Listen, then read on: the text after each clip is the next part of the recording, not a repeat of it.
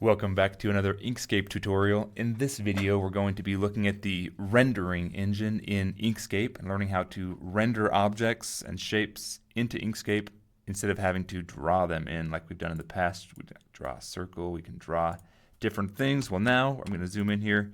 We're going to render. So I'm going to zoom in right to the middle of the page here, and we go to extensions and we go down to render. So we can render all kinds of things. We can render like this first one, 3D polyhedron. Okay. By default, it's a cube, which isn't that amazing, but we can get some really interesting things like this great, oh boy, dodecahedron. All right. We have some different options for how we can stylize it and change it. We'll just leave everything default here and hit apply, and then it will create.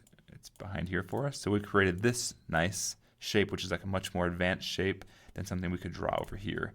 We see it has shading in it. And yeah, I don't know if it's yeah, it's all grouped. So I hit Control-Shift-G and I ungrouped it. And so now we have all these different parts. It's almost like a puzzle. And look, there's even parts behind that we couldn't even see. It's like a 3D object. So a lot of cool stuff you can do with this, but we're just going to move on and show some other things we can render. So rendering basically just means we're letting our computer create something based on some usually advanced math. Let's go to render. This alphabet soup lets us render text, so we can click live preview on a lot of these. I don't know where it's showing the text though. All right, let's hit apply. It must be up top here. Yeah. So it's created this this text, but it's actually a randomly generated text, and it's not fonts. It's a path, so we can edit and change this path.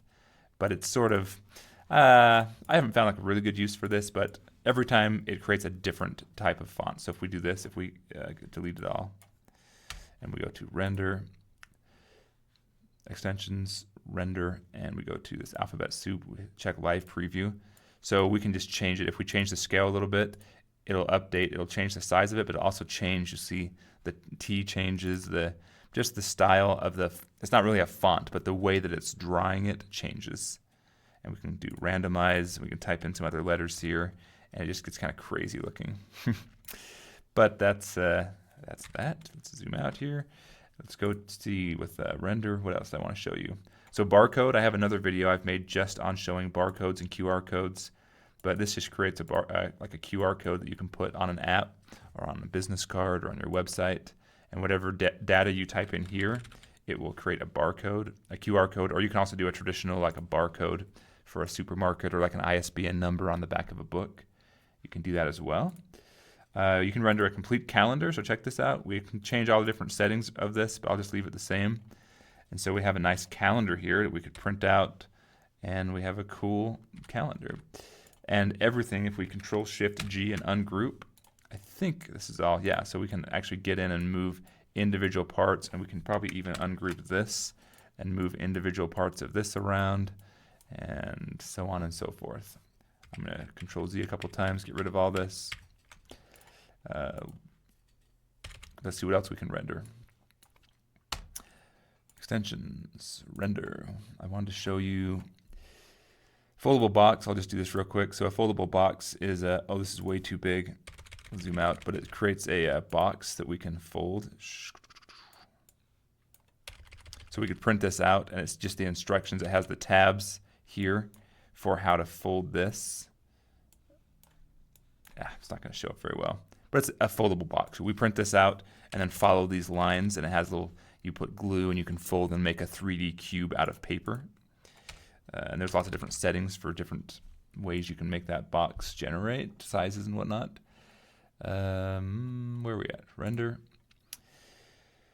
Grids is kind of nice if you want to just render a grid for whatever reason, all kinds of different settings, but you could render a grid for maybe, I don't know, you might know of a purpose you could use this for as your background grid. Then you could still make it transparent.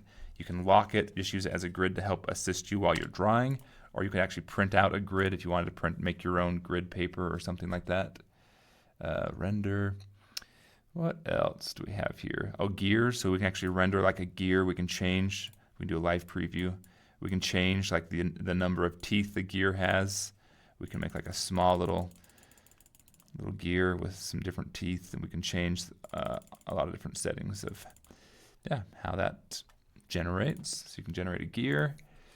What else should we do? Render. I'm just trying to kind of show you these. It's good, like with everything, go through and play with these and get familiar with what tools they are. That way when you're designing something, you might come up with an idea for these. A lot of these, I'm not into 3D printing yet, but I think a lot of these have applications in 3D printing and vinyl cutting and things like that. So random tree is probably going to be pretty cool for us. So it's going to create a tree. We have initial size. We have our minimum size. And so we can create just a random looking like tree thing. So with this, we hit apply, and then all of a sudden we have a nice little tree branch, and we can come and change the stroke size.